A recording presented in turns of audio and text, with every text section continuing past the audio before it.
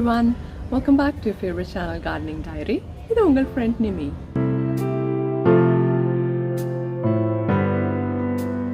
இனி நம்ம இன்னைக்குள்ள டாபிக் என்ன அப்படிங்கறத பார்க்கலாம்.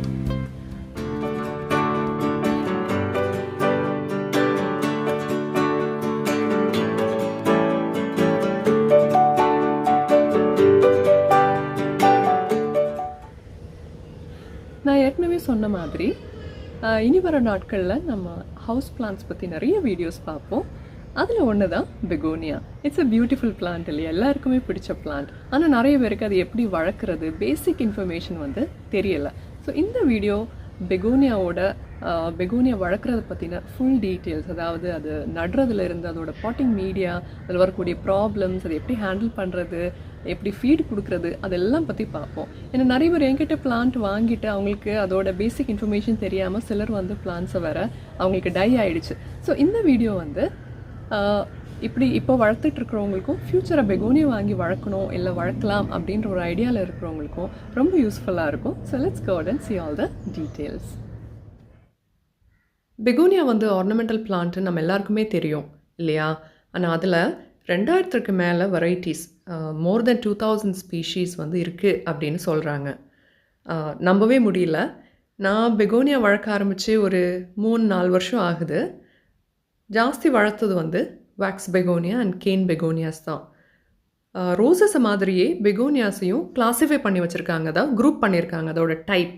இப்போ ரோசஸ் எடுத்தோன்னா ஹைப்ரிட் டீ, ஃப்ளோரிபண்டா, போலியாந்தான்னு சொல்கிறோம் இல்லையா, அதே மாதிரி பெகோனியாஸ்லேயும் நிறைய வெரைட்டிஸ் இருக்குது, அதாவது குரூப்பிங்ஸ், டைப்ஸ் அப்படின்னு சொல்லலாம்.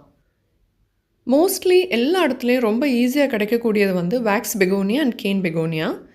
அதுக்கு அடுத்த லெவல் பார்த்தோம் அப்படின்னா ரெக்ஸ் பெகோனியா, ரைசோமெட்டஸ் அப்படின்னு சொல்லுவாங்க. இது ரெண்டும் வந்து ரொம்பவே பாப்புலர், இப்போ ரொம்ப ட்ரெண்டில் இருக்கக்கூடிய பிளான்ட்ஸ். அதோட லீஃபோட பேட்டர்ன், கலர்ஸ், அதுக்காகவே அதை வளர்த்துறாங்க. நிறைய ஹைப்ரிட் வெரைட்டிஸும் இருக்குது. அதுக்கப்புறம் டியூபரஸ் பெகோனியாஸும் இருக்குது.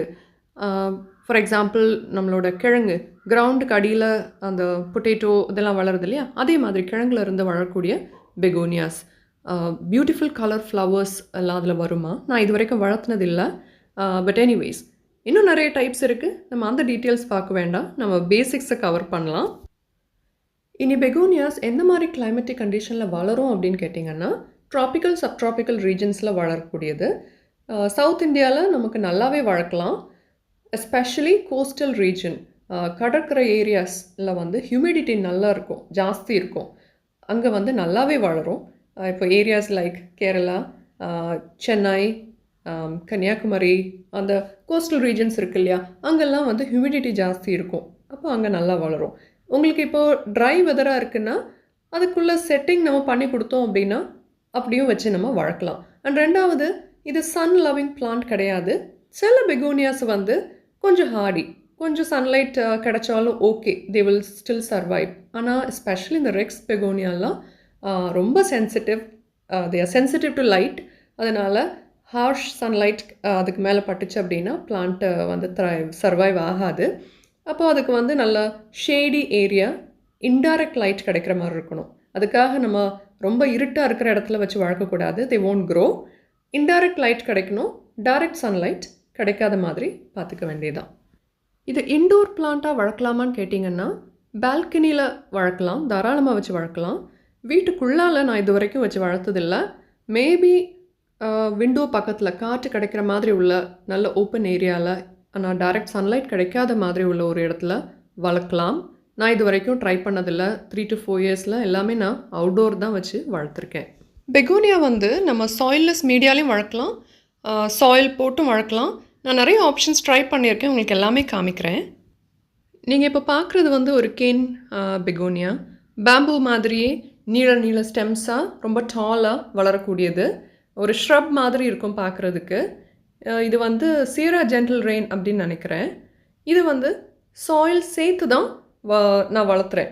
நம்ம ரோஸுக்கு ஒரு பாட்டிங் மிக்ஸ் ரெடி பண்ணுவோம்ல, 1:1:1 சாண்ட் போட்டு ட்ரைட் கவுடங், கோகோபீட், அந்த மாதிரி ஒரு மீடியாவில் தான் அது நட்டிருக்குது. இது வந்து அரேபியன் சன்செட், இதுவும் ஒரு கேன் பெகோனியா தான். இதுவும் அந்த மாதிரி ஒரு மீடியாவில் தான் வச்சுருக்கேன். இதெல்லாம் நான் வளர்த்து ஒரு 3 to 4 இயர்ஸ் ஆகுது. இப்போ பாட் ஷிஃப்ட் பண்ணி 1 வருஷம் ஆகுது. நம்ம பெகோனியாஸ் வந்து ரொம்ப ஃப்ரீக்வெண்ட்டா பாட் மாத்தணும் அப்படின்னு கிடையாது. பெகோனியாஸ் வந்து சாயில் ரொம்ப வெல் ட்ரெயின்டா இருக்கணும். அ நெறைய மாய்ஸ்சர் பிடிச்சு வச்சிருக்கக்கூடாது. அந்த மாய்ஸ்சர் இருக்கணும். ஆனா ஜாஸ்தி இருக்கக்கூடாது. சாயில் வந்து சாகியா இருக்கக்கூடாது. They don't like it. நம்ம ஆரோய்ட்ஸ்க்கு ஒரு மிக்ஸ் ரெடி பண்ணோம் இல்லையா? அதுலேயும் நிறைய காம்பினேஷன்ஸ் பற்றி சொல்லியிருப்பேன். மிக்ஸ் அண்ட் மேட்ச் மாதிரி. அதில் நீங்கள் ட்ரை பண்ணலாம். இல்லை கூட சாண்ட் போட்டுக்கலாம். சாண்ட் அப்படின்ற பட்சத்தில் வந்து ரொம்ப க்ளே டெக்ஸ்சராக இருக்கக்கூடிய சாயில் நிறைய போட வேண்டாம். சாகி ஆக சான்ஸ் இருக்குது கண்டினியூஸ் ரெயின் இருந்துச்சு அப்படின்னா, எஸ்பெஷலி அவுட்டோரில் வைக்கும்போ. ஸோ அதனால் செம்மண் போடுறதா இருந்தால் கம்மியாக போடுங்க. ரிவர் சாண்ட் தாராளமாக யூஸ் பண்ணலாம். நான் நிறைய நர்சரிஸ் வந்து வெறும் ரிவர் சாண்ட் அண்ட் கவுடங் இல்லை லீஃப் மோல்ட் காம்போஸ்ட் இல்லை காம்போஸ்ட் ரிவர் சாண்ட் அந்த மாதிரி ஒரு காம்பினேஷனில் தான் வைக்கிறாங்க. ஏன்னா வெல் ட்ரெயின்ட் மீடியாவில் எவ்வளவு மழை பெய்தாலும் அப்படியே தண்ணி வந்து டக்குன்னு வெளியே போயிடும். அதுக்காக பெகோனியாஸ் வந்து நம்ம பாட்டில் தான் வளர்த்தணும் அப்படின்னு கிடையாது. கிரவுண்டில் கூட தாராளமாக வச்சு விடலாம். இந்த பெகோனியாஸ் எல்லாம் தே ஆர் கைண்ட் ஆஃப் என்ன சொல்கிறது ஹார்டி வெரைட்டிஸ். இப்போ நீங்கள் பார்க்குறது வந்து கண்டினியூஸ் ரெய்னி டைமில் உள்ள ஒரு கிளிப். நம்ம சைக்ளோன்லாம் இருந்துச்சுல்ல கேரளாவில், அந்த டைமில் எடுத்தது. இது எல்லாமே அவுட்டோரில் ஓப்பனில் தான் வச்சுருக்கிறேன். சாயில் சேர்த்த மிக்ஸ் தான். கண்டினியூஸ் ரெயின்லையும் பிளான்ட்டுக்கு வந்து எந்த பாதிப்பும் வரல. மீடியா நல்லா எதுலேயுமே தண்ணி கெட்டி நிற்கல. இந்த மாதிரி ஒரு மீடியா நீங்கள் ரெடி பண்ண படிச்சுக்கிட்டீங்க அப்படின்னா, ரோசஸ்க்கு நீங்கள் படிச்சிருக்கீங்க அப்படின்னா சொல்ல வேண்டாம். அதே இது நீங்கள் ஃபாலோ பண்ணால் போதும். பிளான்ட்ஸ் வந்து நல்லாவே வளரும். எந்த பிரச்சனையும் வராது. இதில் பார்த்தீங்கன்னா இது நர்சரியிலேருந்து வாங்கி நான் ரீபாட் பண்ணலாம். அதிலே தான் வச்சுருக்கேன். ரிவர் சாண்டும் மென்யூரும் அவங்க போட்டிருக்காங்க. என்ன மென்யூர் போட்டாங்கன்னு தெரியாது. காம்போஸ்டா, அனிமல் மென்யூரா, லீஃப் மோல்ட் காம்போஸ்டான்னு தெரியாது. ஸோ ரிவர் சாண்ட் உங்களுக்கு கிடச்சுன்னா அந்த மாதிரி கூட வளர்க்கலாம். இது வந்து ஆரோய்ட்ஸ்க்கு ப்ரிப்பேர் பண்ண மிக்ஸ் இருக்கு இல்லையா? நிறைய ஆப்ஷன்ஸ், நிறைய ஐட்டம்ஸ் போட்டு ப்ரிப்பேர் பண்ணுவோம். பெர்லைட், வெர்மிகுலைட், அந்த ஊமி, கோகோ சிப்ஸ் எல்லாம். அது கூட கொஞ்சம் சாண்ட் சேர்த்துருக்கேன் நான். என்னொன்று காமிக்கிறேன். இது வந்து ஒரு 60% காம்போஸ்ட்டும் 40% சாண்ட் அந்த மாதிரி ஒரு மிக்ஸில் நான் வச்சு வளர்த்துறது. ரைசோமெட்டஸ் பெகோனியா நல்லாவே வளருது. ரொம்ப பெருசாக ஆயிடுச்சு இப்போது. ரிவர் சாண்டில் வச்சுருந்த அந்த பெகோனியா வந்து நான் ப்ராப்பகேட் பண்ணதுக்கப்புறமா ரீபாட் பண்ணி ஆரோய்ட் மிக்ஸ் இருக்கு இல்லையா, அந்த மாதிரி ஒரு மீடியாவில் எடுத்து வச்சு வளர்த்திட்ருக்கேன். நல்லாவே வளர்ந்து வந்துட்டுருக்கு. இங்கே நீங்கள் பார்க்குறது வந்து நியூவாக பாட் பண்ணி 1 வாரம் ஆன பிளான்ட்ஸு. இதோட மிக்ஸ் என்னென்னா ஒரு 60% காம்போஸ்ட், கொஞ்சமாக ரெட் சாயில், அப்புறமா கொஞ்சம் கோட்டோட அந்த வேஸ்ட். இப்போ நம்ம ரோஸ்க்கு டாப் சாயிலுக்கு ரெடி பண்ணோம்ல, அதே மாதிரி அந்த கோட்டோட வேஸ்ட்டும் போட்டு ப்ரிப்பேர் பண்ண ஒரு மீடியா தான். இது பார்த்திங்கன்னா உங்களுக்கு சாகியாக இருக்காது. ஏன்னா செம்மண் ரொம்ப கம்மியாக தான் சேர்ந்துருக்கு.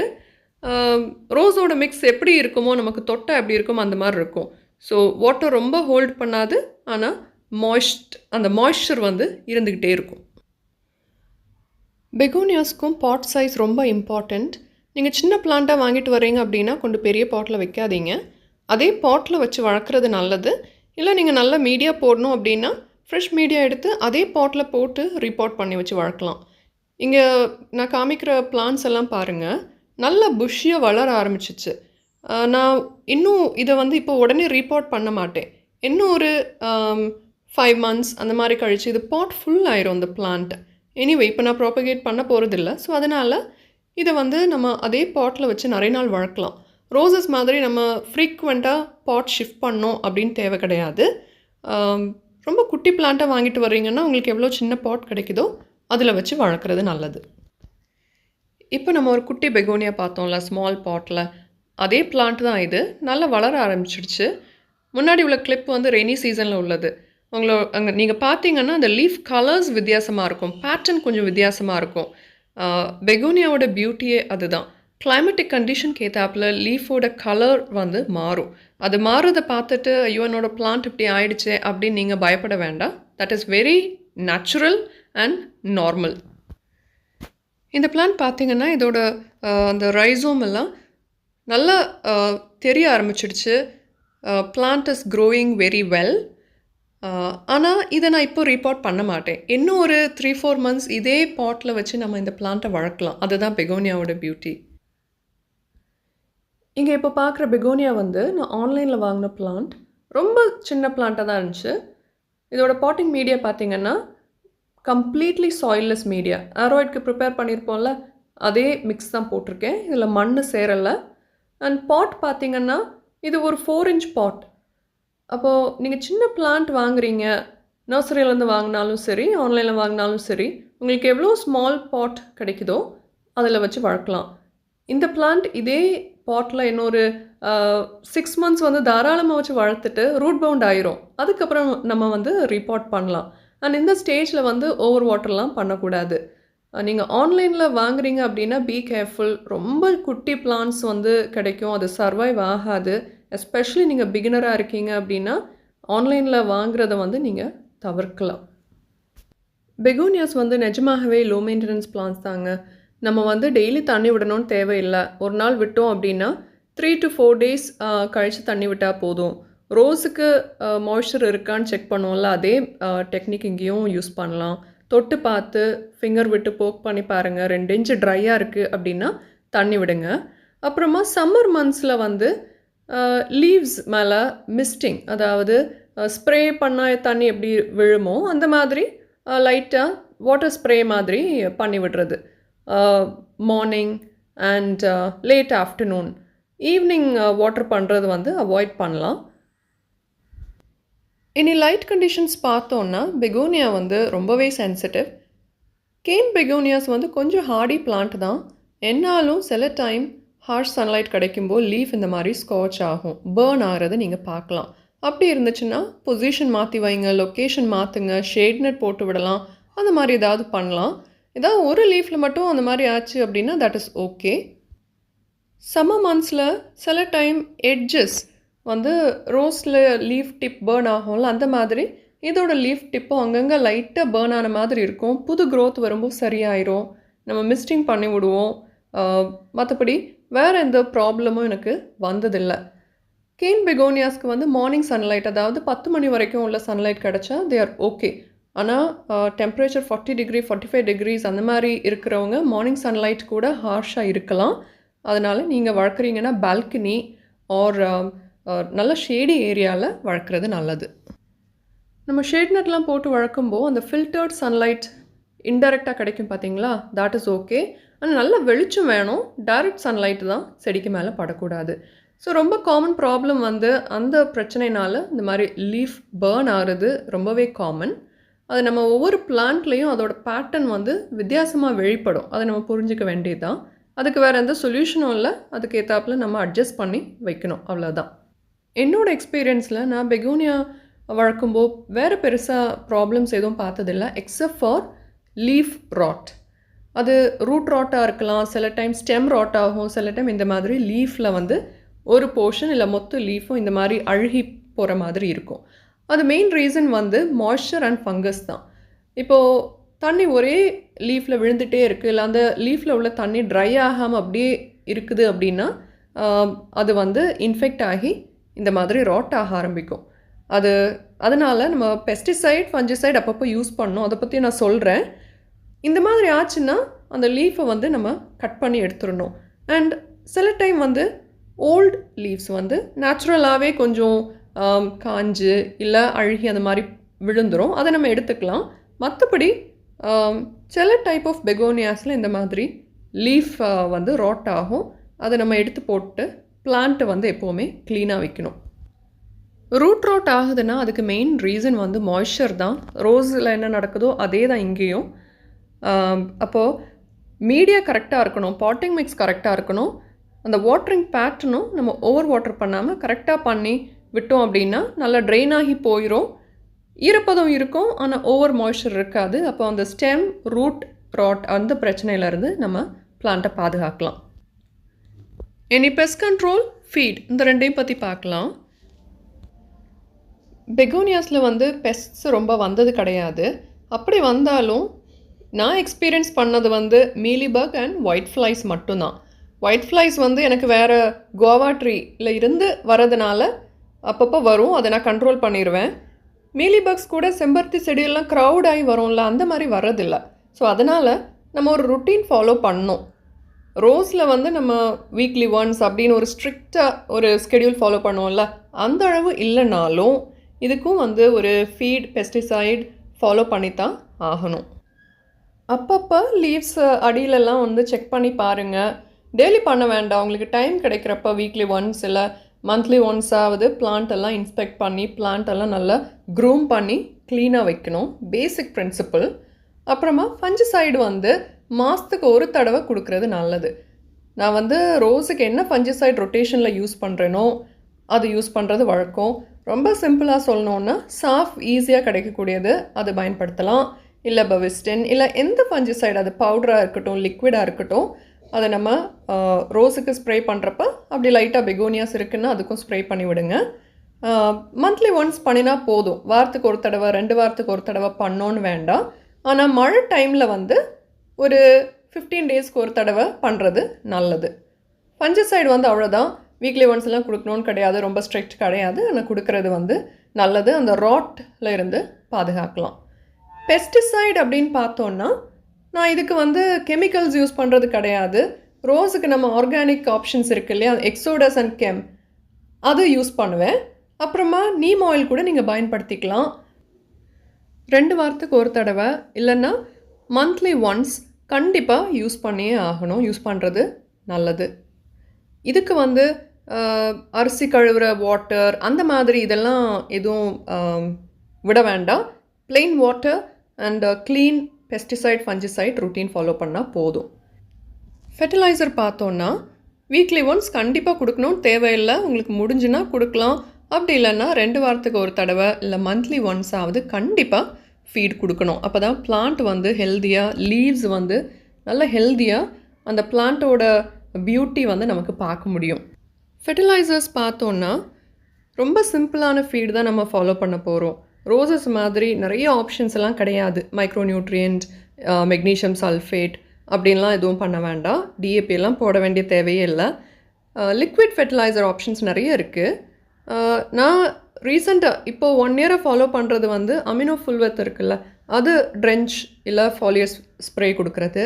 அப்புறமா சீவீட் பேஸ் பண்ணின லிக்விட் ஃபெர்டிலைசர் உங்ககிட்ட இருக்குது அப்படின்னா அதை வந்து ஸ்ப்ரே பண்ணலாம், இல்லை ட்ரென்ச்சாக கொடுக்கலாம். நான் அமினோ மாரும் யூஸ் பண்ணுவேன். எல்லாம் ரொட்டேஷனில் தான் யூஸ் பண்ணுறது. ஒரு 10 நாளைக்கு ஒரு தடவை ஏதாவது ஒரு ஃபீட் கொடுக்குறது. அப்புறமா நம்ம அந்த மஸ்டர்ட் கேக் இல்லை கிரவுண்ட்நட் கேக் இதெல்லாம் ஊற வச்சு அந்த ஃபர்மெண்ட் பண்ணி அந்த தண்ணி கொடுப்போம்ல, அந்த ஃபீட் கொடுக்கலாம் சம்மர் மந்த்ஸில். ஃபிஷ் எமல்ஷன், அது ட்ரென்ச் இல்லை ஃபாலியர் ஸ்ப்ரே அந்த மாதிரி கொடுக்கலாம். இதெல்லாம் உங்களுக்கு எதுவுமே இல்லை அப்படின்னா நீங்கள் பேசிக் என்பிகே 90-90-19 இருக்குல்ல, அதை வந்து மந்த்லி ஒன்ஸ் ஃபாலியர் ஸ்ப்ரே பண்ணலாம். நீங்கள் பேலன்ஸ்ட் என்பிகே கொடுக்க முடியலை இல்லை கொடுக்கல அப்படின்னா நைட்ரஜன் ரிச் என்பிகே கிடைக்கும். எக்ஸாம்பிள் 30-10-10 அப்படின்னு ஒரு காம்பினேஷன் இருக்கும். அந்த மாதிரி காம்பினேஷன்ஸ் ஏதாவது இருக்கும், என் ப்ரொபோர்ஷன் ஜாஸ்தி இருக்கும். அது வந்து நார்மல் டோஸை விட பாதியாக்கி, அதாவது அப்படின்னா வீக் ஃபெர்டிலைசர் அப்படின்னு சொல்லுவோம். 1 கிராம் 1 லிட்டருக்குன்னு 1/2 கிராம் 1 லிட்டர் தண்ணியில் கலந்து அந்த மாதிரி ஸ்ப்ரே பண்ணுறது, அப்படி ஏதாவது கொடுக்கலாம். அப்புறமா நம்மக்கிட்ட அந்த கிரானியூல்ஸ் இருக்குல்ல, ரோஸுக்கெல்லாம் போடுறது, ஆர்கானிக் கிரானியூல்ஸ் வெஜிடபிள் கார்டனுக்கெல்லாம் யூஸ் பண்ணுறது, அது கூட ஸ்லோ ரிலீஸிங்காக மந்த்லி ஒன்ஸ் போட்டு விடலாம். ஸோ இந்த மாதிரி ஏதாவது ஒரு ஃபீடு வந்து சிம்பிளாக நம்ம ஃபாலோ பண்ணால் போதும். ஸோ பெகோனியா நார்மல் கேர் அப்படின்னு பார்த்தோன்னா அது நடுற முறை, பாட் சைஸ், வாட்டரிங் பேட்டர்ன், அதுக்கு அந்த தேவையான கரெக்ட் லைட், அது அவ்வளோ பார்த்துக்கிட்டாலே போதும். அப்புறமா பெஸ்டிசைட் அண்ட் ஒரு ஃபெர்டிலைசர், அவ்வளவுதான். ஸோ ரோஸு மாதிரி காம்ப்ளிகேஷன்ஸ்லாம் இல்லை. அப்போது நிறைய ஷேடு இருக்கிறவங்க, சன்லைட்லாம் கிடைக்கல அப்படின்னு சொல்கிறவங்களுக்கு வந்து begonia will be a beautiful house plant. Begonia propagation பற்றியும் சொல்லணும் அப்படின்னு நினச்சிருந்தேன். இப்போவே வீடியோ ரொம்ப லென்த்தி ஆகிடுச்சு. ப்ராபகேஷன் பற்றி பேசணுன்னா இன்னொரு 5 minutes ஆயிரும். ஸோ அதனால் அதை வந்து இன்னொரு வீடியோவில் பார்க்கலாம். இந்த வீடியோ பார்த்ததுக்கப்புறம் பெகோனியா அப்படின்ற பிளான்ட் வந்து எப்படி வளர்க்கணும், எப்படி கேர் பண்ணணும் அப்படின்ற பேசிக் டீட்டெயில்ஸ் எல்லாம் உங்களுக்கு தெரியும், புரிஞ்சிருக்கும் அப்படின்னு நம்புகிறேன். வேறு ஏதாவது டவுட்ஸ் இருந்துச்சு அப்படின்னா கார்டனிங் டைரி வாட்ஸ்அப் நம்பருக்கு மெசேஜ் அனுப்புங்க. I'll try to help you. அப்போது that's all on this video. Thank you so much for watching. மறுபடியும் I'll meet you all on another interesting topic. அது வரைக்கும் happy gardening as usual and take care of yourself. Until next time, this is your friend Nimi saying goodbye from Gardening Diary. Bye bye everyone.